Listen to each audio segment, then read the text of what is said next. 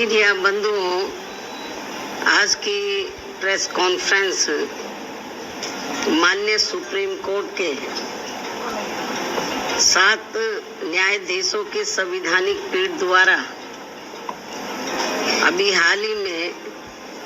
1 अगस्त 2024 को देश में अनुसूचित जाति व अनुसूचित जनजाति के आरक्षण के संदर्भ में जो एक अति महत्वपूर्ण निर्णय दिया गया है, तो उसके संबंध में अपने पार्टी की प्रतिक्रिया जाहिर करने के लिए बुलाई गई है, जिसमें अनुसूचित जाति व जनजाति के लोगों को पुनः उप वर्गीकृत सब क्लासिफिकेशन अर्थात सब क्लासिफिकेशन किए जाने को मान्यता प्रदान की गई है, जिसको लेकर और भी बहुत सी बातें कही गई हैं। उनसे हमारी पार्टी कतई भी सहमत नहीं है और इस संबंध में माननीय सुप्रीम कोर्ट द्वारा दविंदर सिंह बनाम पंजाब राज्य मामले में पारित इस आदेश के अनुसार अब राज्य सरकारें अनुसूचित जाति व जनजाति की सूची के भीतर आरक्षण के लिए उप वर्गीकरण अर्थात नई सूची बना सकेंगी, जिससे फिर अनेकों समस्याएं उत्पन्न होंगी। और अब माननीय सुप्रीम कोर्ट ने अपने 1 अगस्त 2024 के इस निर्णय से 20 वर्ष पूर्व दिया गया निर्णय, जो सन 2004 में 5 न्यायाधीशों की संवैधानिक पीठ द्वारा ईवी चिन्नैया बनाम आंध्र प्रदेश राज्य में दिया गया था, तो उसको पलट दिया है, जिसमें अनुसूचित जातियों व अनुसूचित जनजातियों के भीतर किए जाने वाले वर्गीकरण को मान्यता देने से इनकार कर दिया गया था। और ये भी कहा गया था कि अनुसूचित जातियों व अनुसूचित जनजातियों के भीतर उप वर्गीकरण नहीं किया जा सकता है, क्योंकि वे एक ही समरूप अर्थात समान वर्ग में आते हैं। माननीय सुप्रीम कोर्ट ने वर्ष 2004 के अपने निर्णय में ये भी कहा था, चूंकि अनुसूचित जाति और अनुसूचित जनजातियों के लोगों ने जो अत्याचार सहे हैं वह एक वर्ग और एक समूह के रूप में सहे हैं, तथा यह एक बराबर का वर्ग है, जिसके भीतर किसी भी प्रकार का वर्गीकरण करना उचित नहीं होगा। माननीय सुप्रीम कोर्ट ने अपने 2004 के निर्णय में ये भी कहा था कि अनुसूचित जातियों और अनुसूचित जनजातियों के भीतर किसी भी प्रकार का उप वर्गीकरण भारतीय संविधान की मूल भावना के विपरीत होगा। माननीय सुप्रीम कोर्ट ने अपने वर्ष 2004 के इस निर्णय द्वारा समानता के अधिकार का उल्लंघन करने के कारण आंध्र प्रदेश सरकार द्वारा पारित आंध्र प्रदेश अनुसूचित जाति अधिनियम 2000 को भी रद्द कर दिया था। अपने 2004 के निर्णय में माननीय सुप्रीम कोर्ट ने ये भी माना था कि ये वर्गीकरण इन जातियों के भीतर अलग अलग व्यवहार करके समानता के अधिकार का उल्लंघन करेगा। और अब माननीय सुप्रीम कोर्ट अधिनियम 2000 को भी रद्द कर दिया था। अपने 2004 के निर्णय में माननीय सुप्रीम कोर्ट ने ये भी माना था कि ये वर्गीकरण इन जातियों के भीतर अलग अलग व्यवहार करके समानता के अधिकार का उल्लंघन करेगा। और अब माननीय सुप्रीम कोर्ट के 7 जजों की पीठ ने 1 अगस्त 2024 के निर्णय से सन 2004 के निर्णय को पलट दिया है, जबकि इस निर्णय से अनेकों मतभेद उत्पन्न होंगे। माननीय सुप्रीम कोर्ट के 1 अगस्त 2024 के इस निर्णय के बाद केंद्र और राज्य सरकारों के बीच भी मतभेद की स्थिति उत्पन्न होगी, क्योंकि अभी तक केवल संसद के पास किसी भी जाति को या जनजाति को अनुसूचित जाति व अनुसूचित जनजाति में सम्मिलित करने या बाहर करने की पावर है, जिसे माननीय राष्ट्रपति द्वारा अपने आदेशों द्वारा क्रियान्वित किया जाता है और जिसे बदलने का किसी भी राज्य सरकार को अधिकार नहीं है। परंतु अब 1 अगस्त 2024 के इस निर्णय के बाद जहां जो पार्टी सत्ता में होगी वह अपनी अपनी राजनीति के हिसाब से अदलती बदलती रहेगी, जिसके साथ साथ राज्य सरकारें अपने अपने वोट बैंक के लिए अपनी मनचाही जातियों को आरक्षण का अनुचित लाभ देने का प्रयास करेंगी।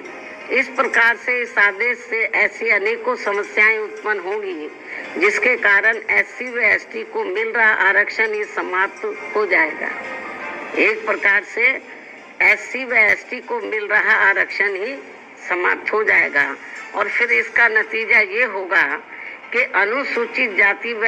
जनजाति वर्ग अंत में आरक्षण से वंचित रह जाएगा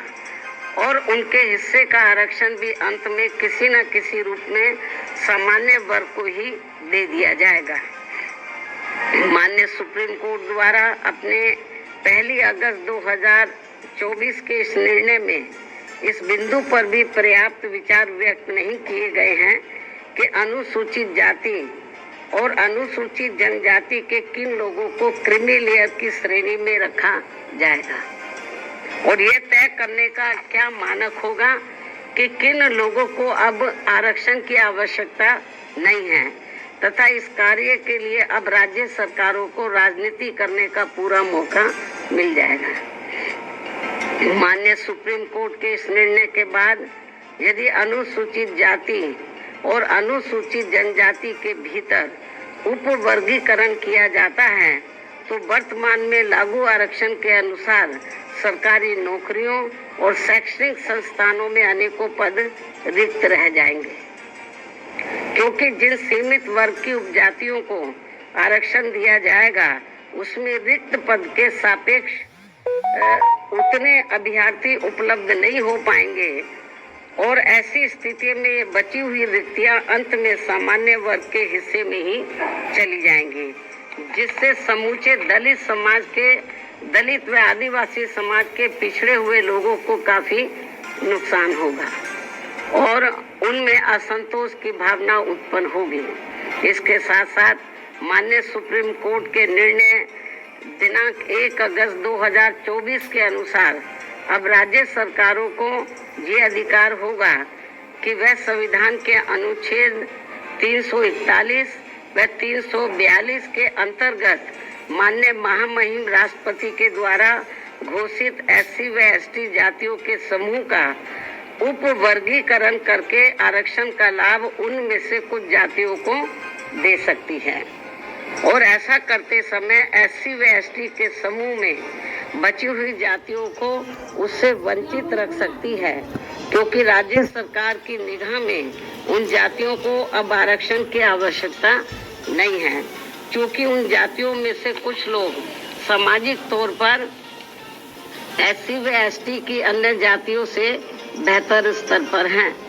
माननीय सुप्रीम कोर्ट के समक्ष इस उपवर्गीकरण के पक्ष में जोरदारी से दलील रखते समय बीजेपी द्वारा केंद्र शासित सरकार के attorney general, solicitor general, Punjab में आम आदमी पार्टी की सरकार के महाअधिवक्ता, हरियाणा एवं चंडीगढ़ की ओर से अधिवक्ताओं द्वारा ये महत्वपूर्ण तथ्य नहीं रखा गया कि वर्गीकरण के तहत जिन जातियों को लाभ से वंचित कर दिया जाएगा उन जातियों में अभी भी लाखों व्यक्ति ऐसे होंगे जिनको आरक्षण का लाभ नहीं मिल पाया है और अब उन्हें अनुच्छेद 341 एवं 342 के तहत SC व ST वर्ग के समूह में होते हुए भी हमेशा के लिए आरक्षण से वंचित रहना पड़ेगा, जो कि किसी भी प्रकार से न्याय संगत व उचित नहीं होगा तथा पूर्ण रूप से असंवैधानिक भी होगा तथा ये सभी उप वर्गीकरण वाली जातियां आपस में ही कोर्ट कचहरी अदालतों में वर्षों तक लड़ते रहेंगे और अंत में ये सभी लोग फिर आरक्षण से वंचित रह जाएंगे। साथ ही माननीय सुप्रीम कोर्ट के समक्ष दविंदर सिंह बनाम पंजाब राज्य मामले में सुनवाई के दौरान केंद्र के वकीलों और राज्य सरकार की तरफ से भी सत्ताधारी दल के वकीलों ने ही अपना पक्ष रखा है, परंतु माननीय सुप्रीम कोर्ट के 1 अगस्त 2024 के आए निर्णय के बाद अब तक इन सरकारों ने अपना पक्ष स्पष्ट नहीं किया है,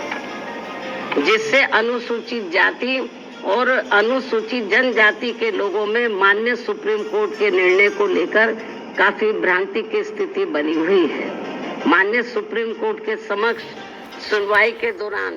समाजवादी पार्टी के वरिष्ठ राज्यसभा सांसद, जो कि वरिष्ठ अधिवक्ता भी हैं, तथा इनके साथ साथ बीजेपी ने केंद्र में अपनी सरकार की ओर से माननीय अटॉर्नी जनरल व सॉलिसिटर जनरल तथा कुछ राज्य सरकारों के वकीलों द्वारा, उसमें भी खासकर आम आदमी पार्टी की पंजाब सरकार की ओर से पंजाब के एडवोकेट जनरल, हरियाणा एवं चंडीगढ़ में बीजेपी की ओर से उनके वकीलों द्वारा उप वर्गीकरण के पक्ष में तथ्यों को तोड़ मरोड़ कर प्रस्तुत करते हुए बाबा साहब डॉक्टर भीमराव अम्बेडकर द्वारा संविधान सभा में लंबे विचार विमर्श के बाद बनाए गए आरक्षण के सिद्धांतों के साथ छेड़छाड़ करने का कार्य किया गया है, जो कि आरक्षण को पूरी तरह समाप्त करने की मानसिकता के साथ उठाया गया ये गंभीर कदम है। साथ ही माननीय सुप्रीम कोर्ट के 1 अगस्त 2024 के दिए गए निर्णय के बाद अनुसूचित जाति और जनजाति के लोगों के भीतर आपसी द्वेष की भावना बढ़ेगी और समाज में विभाजन की भावना को और अधिक बढ़ावा मिलेगा, जो कि राष्ट्र की एकता और अखंडता पर करारा प्रहार करने जैसा होगा। जबकि अनुसूचित जाति व जनजाति कोई साधारण जाति नहीं है, ये केवल भारतीय संविधान के अनुच्छेद 341 व 342 की अधिसूचना के जरिए अस्तित्व में आई है और यह अनुसूचित जातियों व जनजातियों का एक मिश्रण है और एक बार अधिसूचित होने के बाद फिर यह एक समरूप समूह बन जाता है। साथ ही राज्यों के द्वारा ये उप वर्गीकरण अनुच्छेद 341 एवं 342 के तहत राष्ट्रपति जी की अधिसूचना का उल्लंघन होने के साथ साथ ये पूर्ण रूप से असंवैधानिक भी होगा, क्योंकि कोई भी राज्य सरकार राष्ट्रपति की पावर को खत्म नहीं कर सकता है, क्योंकि ये संविधान के अनुच्छेद 341 भाग 2 एवं 342 का उल्लंघन होगा और इससे हमेशा ये खतरा बना रहेगा कि अनुसूचित जाति व जनजाति को दिया जाने वाला आरक्षण कब खत्म हो जाएगा, जबकि अनुसूचित जाति व जनजाति समुदाय के लोगों का वर्गीकरण का एकमात्र मूलभूत आधार सामाजिक गैर बराबरी अर्थात छुआछूत व जात पात रहा है। ऐतिहासिक तौर पर सामाजिक गैर बराबरी की वजह से ही आरक्षण दिया गया है, तो ऐसे में जाति के आधार पर प्रताड़ना झेलने वाले समुदाय के बीच आरक्षण का बंटवारा करना ये पूर्ण रूप से अनुचित, असंवैधानिक व गलत है, क्योंकि दलितों व आदिवासियों के लिए आरक्षण का उद्देश्य जात पात व छुआछूत की बुराइयों को दूर करना था। साथ ही दिनांक 1 अगस्त 2024 के माननीय सुप्रीम कोर्ट के निर्णय अनुसार अब राज्य सरकारें अनुसूचित जाति व जनजाति का उप वर्गीकरण कर सकते हैं। तो आप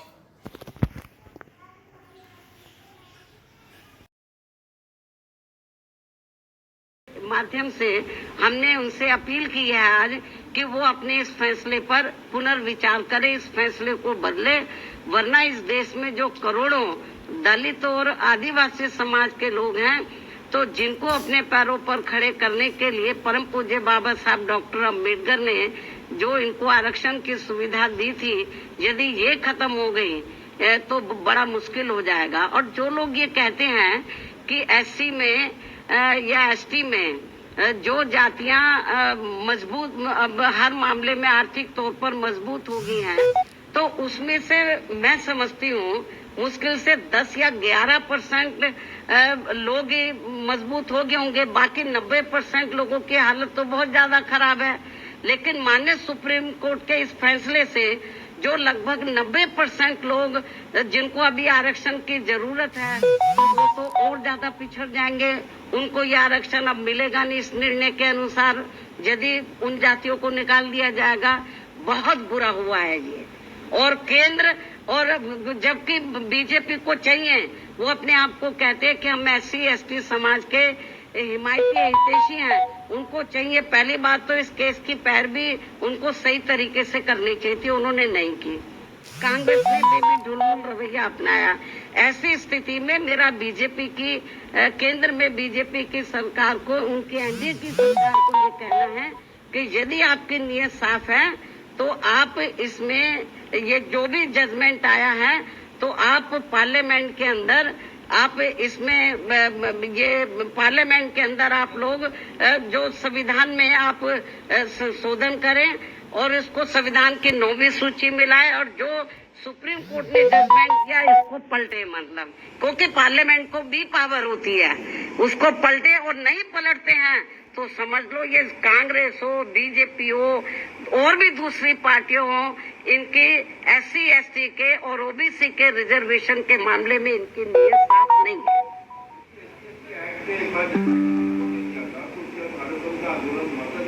अभी आप रिजर्वेशन की बात करो, विषय को डाइवर्ट मत करो। आपको ऐसा नहीं लगता कि जैसे उत्तर प्रदेश के अगर हम लोग कंटेक्स्ट में बात कर रहे हैं कि शेड्यूल कास्ट में जैसे जाटव जो बिरादरी है वो थोड़ी सी मजबूत हो गई है, और वाल्मीकि की बात, मेरी बात सुनो, जो जाटव से मिलती जुलती जो और जातियां हैं, यदि उनमें से कुछ लोग आर्थिक तौर पर मजबूत हो भी गए हैं, पूरा समाज तो नहीं हुआ है। हम ये नहीं कहते कि जो मजबूत हो गए हैं आप क्रीमी लेयर के जरिए आप उनको मत दो वो फायदा, मतलब हम कोई उसके पक्षधर नहीं है, लेकिन 90% लोगों की तो हालत बहुत ज्यादा खराब है, उनको तो रिजर्वेशन मिलना चाहिए। और जो 9-10% जो जाटव या इससे मिलती जुलती जातियों की स्थिति, आर्थिक स्थिति सुधर भी गई है, लेकिन समाज में तो आज भी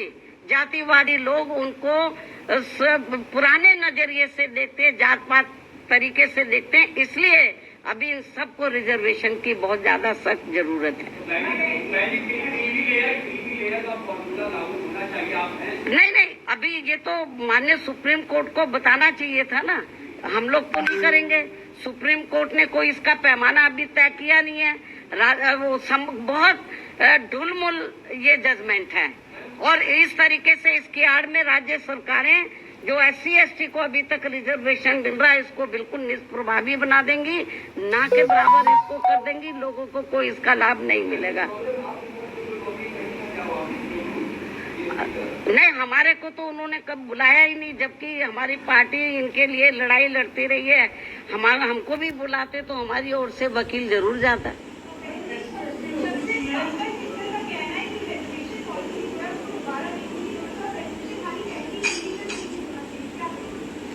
भाई मैं आपको बताया कि ठीक है, आप आर्थिक नहीं, जो एससी एसटी के लोग हैं इनको जो रिजर्वेशन मिला है, जो शैक्षणिक, सामाजिक और आर्थिक गैर बराबर हैं, उस आधार पर मिला। तो सामाजिक जो दृष्टिकोण है इन वर्गों के मामले में वो अभी लोगों का बदला नहीं है, इसलिए इनको अभी रिजर्वेशन मिलना बहुत जरूरी है। ठीक है भाई, आप लोग को बार बार